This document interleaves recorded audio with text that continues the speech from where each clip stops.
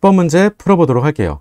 10번 문제는 염화바륨 수용액이라고 했고 황산 포타슘 수용액을 이용한다라고 했고 그래서 침전을 생성하겠다라고 하는 실험 문제를 묻고 있습니다.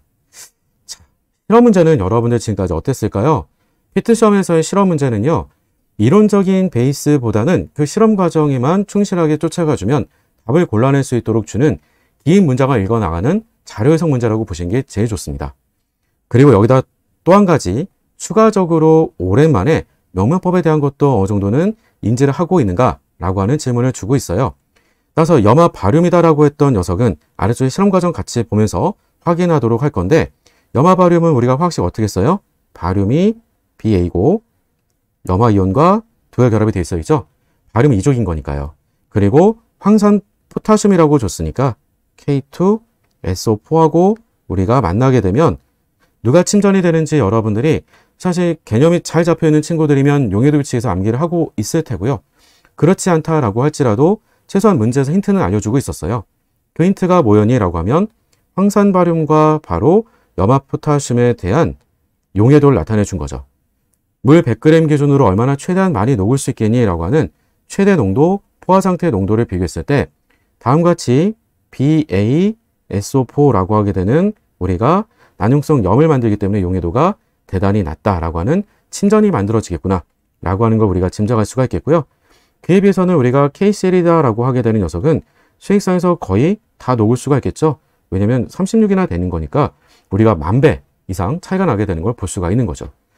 자, 이런 내용들 가지고 어떻게 문제를 풀라고 하는지 아래 내용 쭉 같이 읽어가 보도록 할게요. 실험 문제에서는 피트 실험 문제는 실험 과정이 가장 중요합니다. 자, 실험 과정에서 가에서는 4.2g의 즉 20ml몰의 염화 바륨을 베이커에 넣고 물 20ml로 모두 녹여준다라고 했어요. 여기까지는 당연히 다 녹을 수가 있겠죠.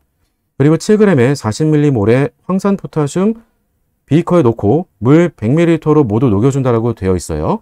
그리고 나서 가에서는 가의 수액에 나의 수액을 모두 넣고 젓는다라고 되어 있습니다. 자, 그러면 잘 생각해 보면 문제에서 얘기했던 것들의 몰수를 일단은 먼저 적어놓도록 할게요.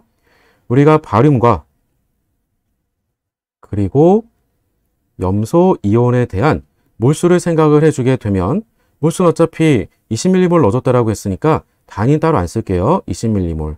그리고 염화이온은 2배가 돼주겠죠.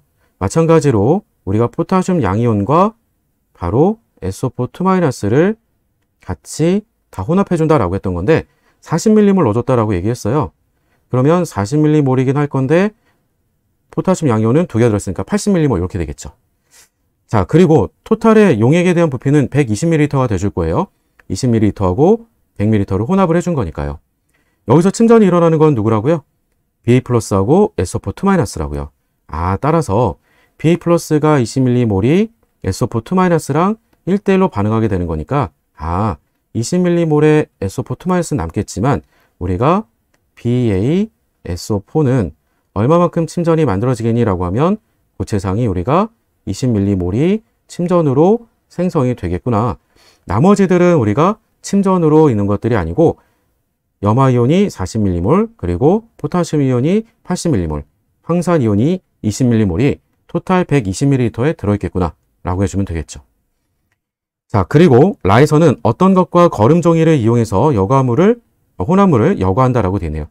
자, 마음이 급했죠. 여과를 한다라고 하는 거 단어 보자마자 바로 떠올라져야 될 것은 거름종이 이용한다라고 했던 거니까요. 일단은 빈칸에 들어갈 건 깔때기가 필요했겠죠. 자, 마지막 분리된 고체를 물로 세척을 해서 건조한 후에 질량을 측정을 해보자 라고 얘기를 해주고 있습니다.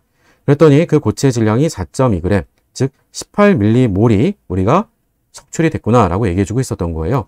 그럼 이론적으로는 20ml몰이 석출이 돼야 되는 건데 실험적으로는 문제에서 준 조건에 실험적으로는 18ml몰이 석출됐다라고 했으므로 그러면 따라서 우리가 18ml 그러면 수동률에 대한 것도 얘기해 줄 수가 있겠죠.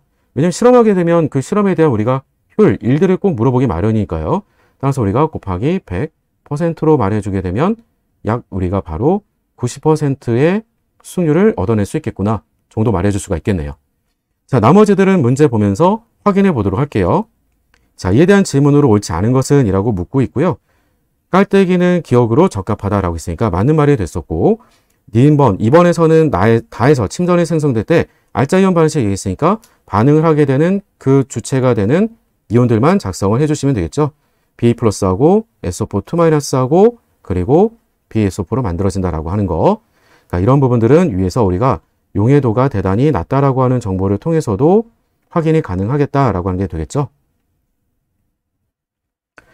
3번 다에서 포타슘 이온은 구경꾼 이온이다. 당연하겠죠. 포타슘 이온은 우리가 침전이 만들어지지 않는 일조금속 양이온이었으니까 당연한 얘기가 돼줄 거예요. 반응성이 대단히 낮죠. 라에서 여과액에서 포타슘 양이온과 염소 이온에 대한 농도의 비가 1이다라고 했는데 이 말은 안 맞죠. 이미 우리가 아까 확인하기도 했었지만 포타슘 양이온은 80mm몰이었었고요. 그리고 염화이온은 40ml몰이었었고요. 그리고 토탈에 대한 부피 같은 국물 안에 들어있으니까 120ml로 같아요. 이건. 그러니까 분모에 나눠주게 될 부피가 서로 같기 때문에 농도에 대한 비라고 하는 것은 몰수비랑 같겠고요. 따라서 80분의 40이 돼주는 거니까 그 비율에 대한 값은 1이 아니라 2분의 1. 따라서 답은 4번이라고 풀어주면 되겠죠. 이미 위에다가 우리가 침전이 생성되는 것에 대한 일드, 바로 수득률은 90%라고 하는 것도 읽어줬었고요. 쉽죠? 따라서 답은 4번이었습니다.